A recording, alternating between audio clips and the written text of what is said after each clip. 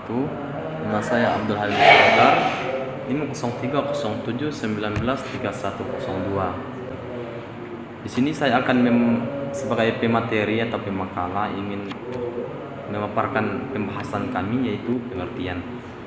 Perencanaan atau planning adalah memikirkan atau merencanakan ke depan tentang apa yang harus kita perbuat. Perencanaan ini merupakan kegiatan ataupun aktivitas, sedangkan hasil dari perencanaan tersebut merupakan rencana yang telah dilakukan berwujud rumusan tertulis. Namun apabila rencana yang dirumus secara tertulis disebut belum ada, maka aktivitas perencanaan tersebut dikatakan belum selesai ataupun belum berhasil. Di sini perencanaan ini berkaitan dengan peserta didik, merupakan suatu aktivitas memikirkan ke depan mengenai hal-hal apa saja yang harus dilakukan berkaitan dengan siswa di sekolah, baik sejak siswa peserta didik memasuki sekolah sampai mereka lulus dari sekolah. Adapun ayat yang berkaitan dengan perencanaan ini dalam Al-Qur'an surah Al-Hasyr berbunyi, Bismillahirrahmanirrahim, Ya ayyuhalladzina amanu attaqullah wal tanzur nafsum ma qaddamat lighad wattaqullah innallaha khabirum bima ta'malun. Shadaqallahul azim. Yang artinya, hai orang beriman, bertakwalah kepada Allah dan hendaklah setiap diri memperhatikan apa yang telah diperbuatnya untuk hari esok ataupun akhirat. Begitulah sekira-kiranya. Jadi perencanaan itu harus kita buat sebelum kita membuat action segala sesuatunya, terutama dalam dunia pendidikan. Sekian dari saya. Assalamualaikum warahmatullahi wabarakatuh. Baiklah, saya Citra Malinda Sitorus, NIM 0307191003 akan melanjutkan materi selanjutnya, yaitu B. Ruang lingkup. Ruang lingkup perencanaan peserta didik menurut pandangan Imron meliputi pertama adalah perkiraan. Perkiraan itu dibagi menjadi 3 dimensi. Yang pertama adalah dimensi kelampauan, kedua adalah dimensi kekinian, dan ketiga adalah dimensi keakanan. Sedangkan ruang lingkup yang kedua itu adalah perumusan tujuan, yang ketiga itu adalah kebijakan, yang keempat itu adalah penyusunan program, kelima adalah prosedur, keenam adalah penjadwalan, dan yang terakhir adalah pembiayaan. Mungkin itu saja. Terima kasih.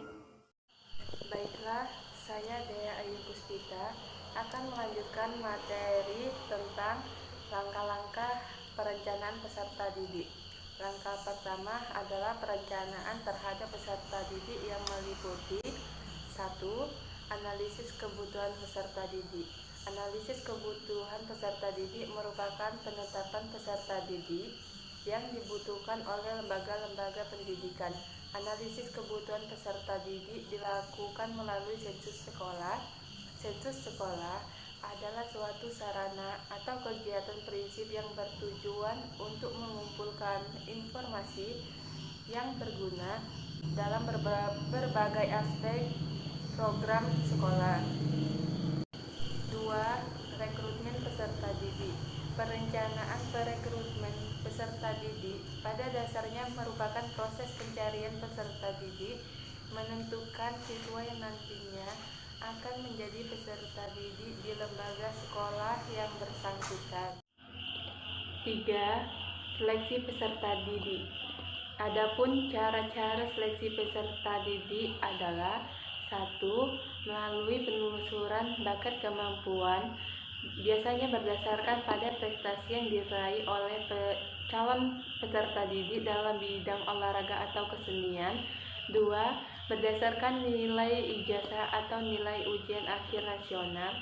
3. Melalui tes atau ujian, yaitu tes psikotes, tes jasmani, tes kesehatan, tes akademik, atau tes keterampilan. 4. Orientasi.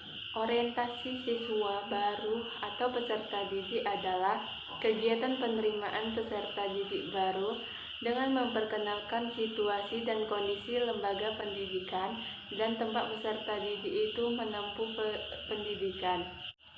5. Penempatan peserta didik. Kepala lembaga pendidikan dan staf guru perlu menyadari pentingnya identifikasi peserta didik dalam proses pembelajaran.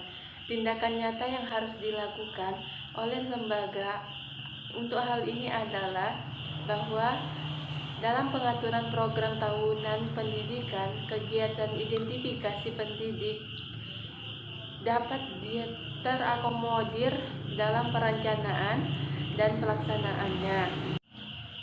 6. Pencatatan serta laporan.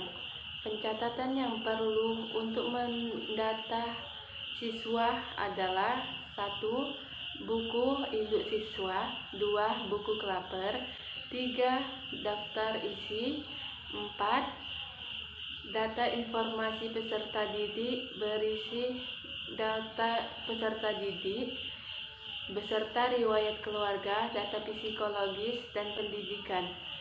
Baiklah, materi selanjutnya akan dilanjutkan oleh pemateri selanjutnya. Assalamualaikum warahmatullahi wabarakatuh. Saya Nurwinda Auliana Sution, NIM 0307192447. Nah, selanjutnya kita akan membahas mengenai permasalahan-permasalahan yang terjadi dalam perencanaan peserta didik. Nah, adapun permasalahan-permasalahan yang umumnya sering terjadi dalam perencanaan peserta didik ialah rendahnya kualitas guru. Nah, tentu kita ketahui bahwa dalam perencanaan peserta didik dibutuhkan seorang guru yang memiliki kompetensi serta keterampilan yang dapat menunjang terlaksananya perencanaan peserta didik sehingga dapat tercapainya suatu tujuan sesuai dengan apa yang diharapkan. Mengenai kualitas seorang guru terdapat dalam Undang-Undang Sisdiknas tahun 2003 pasal 42 ayat 1 dan 2. Kemudian permasalahan yang umumnya terjadi yaitu rendahnya sarana fisik. Nah, tentu dalam merencanakan suatu perencanaan untuk peserta didik membutuhkan fasilitas-fasilitas yang dapat menunjang perencanaan peserta didik sehingga apa yang ingin dicapai dapat sesuai dengan apa yang diharapkan.